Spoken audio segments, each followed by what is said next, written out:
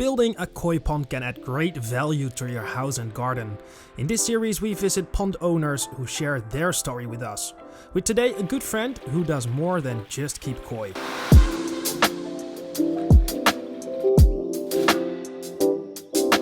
What is going on, guys, and welcome back to a brand new video here on the channel. I'm here in the southern part of the Netherlands. I'm here with Bas. He's a good friend of mine. I know him for quite a while. He's the owner of the YouTube channel Koi Addicted. I will put a link in the description below. And today I'm going to show you his Japanese garden and some of his amazing Japanese koi.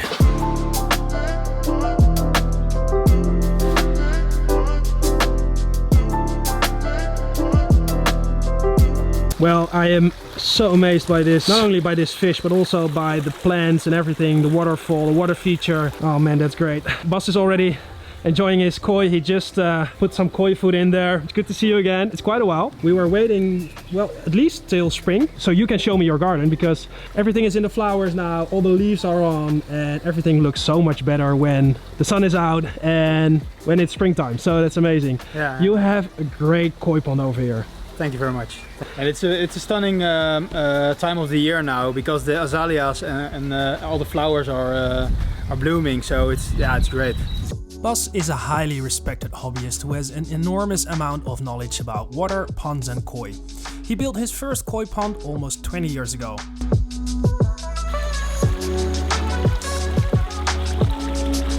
We started in '94 with a small pond of 10 ton in the front of the garden. I live in my elder's house. We bought it 11 years ago. So we start with a 10 ton.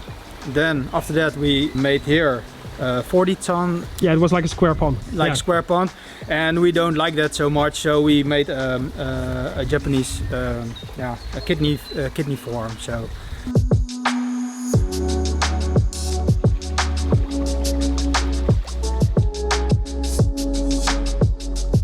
So I really personally like the shape of this pond. I just talked about it with Bas. I also like square ponds, no offense of course, but this is so natural, such great design, and I really like the rocks on the side, some lower points here in the pond where the koi can search for some food. As you can see over there, we have a small water feature also there.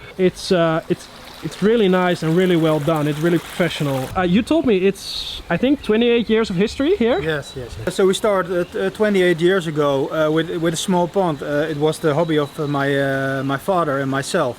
And I think it's going crazy by the year. In the beginning we buy cheap fish, and now we got a great fun with that. After a while we go to the shows, we see better fish.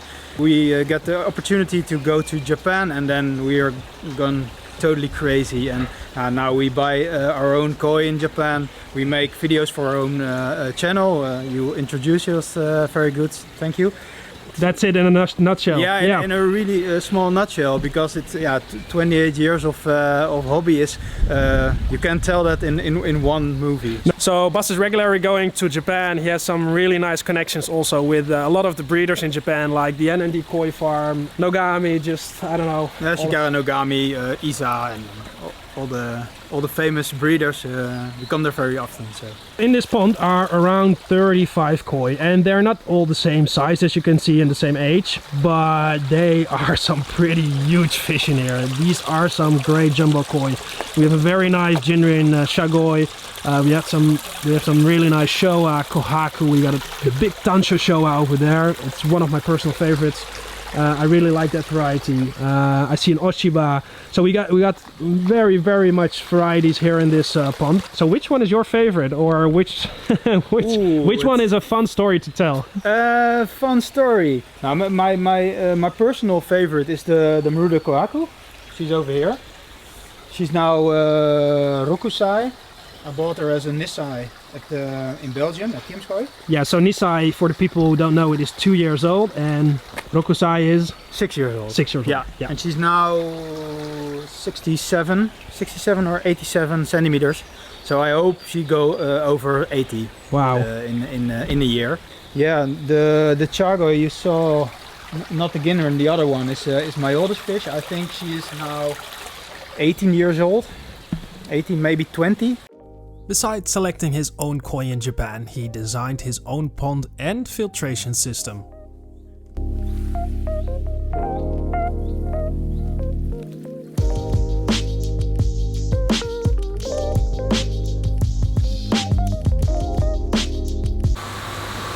Welcome in my basement. I give you a quick tour. This is the quarantine facility. It works with a pond sieve and a Becky shower over there. It's 2.5 tons, so it's good enough for me when I get a new fish or it arrives from Japan. I put it here and it stays here for a week or 7 or 8 till I know it's totally Healthy, good, yeah. healthy, and then we put it in the big pond. This is the filtration system of the big pond. This is a drum filter. Turnover rate is almost 50 or 60,000 liters an hour. This is the biological filtration compartment. Over here you see the moving bed in the first chamber, and in the second chamber it's a totally new mountain tree mats. I had a lot of nitrate in my pond with only a moving bed, so that's why I made a compartment with Japanese mats.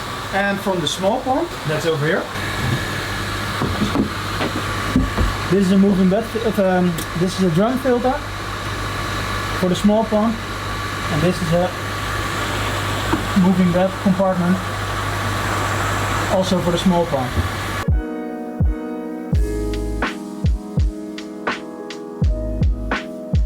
So within 2 days from now, Bas is going on a holiday. It's time to check the koi before he leaves. I think it's really important to do that. It's always good to do it like in a professional way, to check your koi regularly and just see if they're healthy.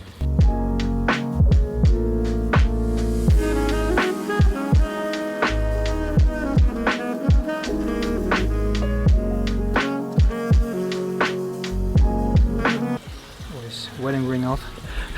Very important. Is that before your holiday or just only when you're checking the fish? I'm going fishing with my brother-in-law. Now we get it. When you work with koi, please put your rings off and watches and sort of stuff, because you can damage the koi, and that's it's very important advice. Weeks ago, the koi has a skin worm, and I treated them with the Larnax. Before my vacation, I want to check if everything is okay now. It gives you a good feeling when you're leaving, when you know that all the fish are healthy and no one has to treat them when you're away. So that's always nice to do. Check the backbone. It's still there and it's very strong. Yeah. So for the people who don't know what the backbone is, Bas will point it out. It's here on the top of the shoulder. This is the backbone. Exactly. And it's very wide.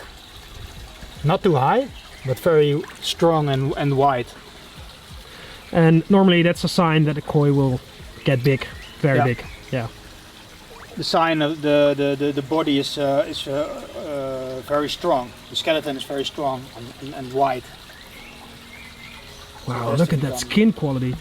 I really like that kiwa. So the kiwa is the rounding of the pattern on the scales, like you can see over here. Yes. Yeah, then we got some sashi, that is the pattern that it still has to develop or still has to come up. Yeah, it's a still young fish. She's 6 years old, so...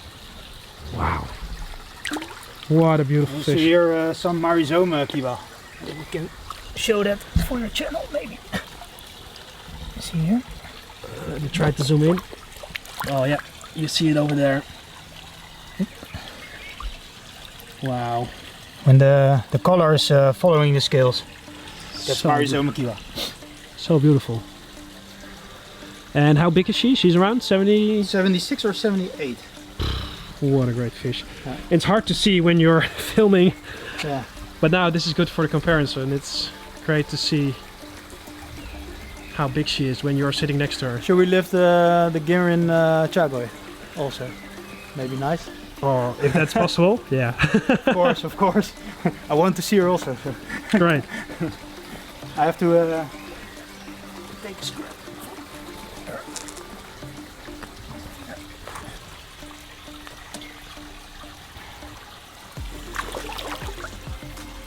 Finished. Yeah, we're already done. Yeah, already. Yeah. Okay, so now there's some slime of the skin is on the little glass, and I'm not sure if we can see it properly with the focus of the camera, but oh yeah, there it is. So now we're gonna check it underneath the microscope and see if it's clean or if it needs some extra attention.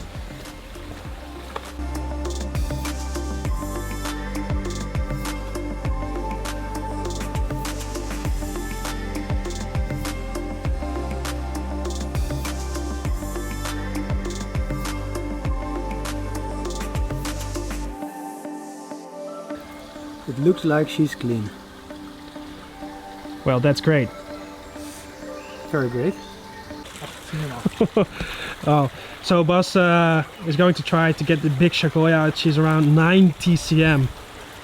Oh man, that's a big one. Well, so the Kohaku is okay, it's clean, there is nothing to see on the microscope.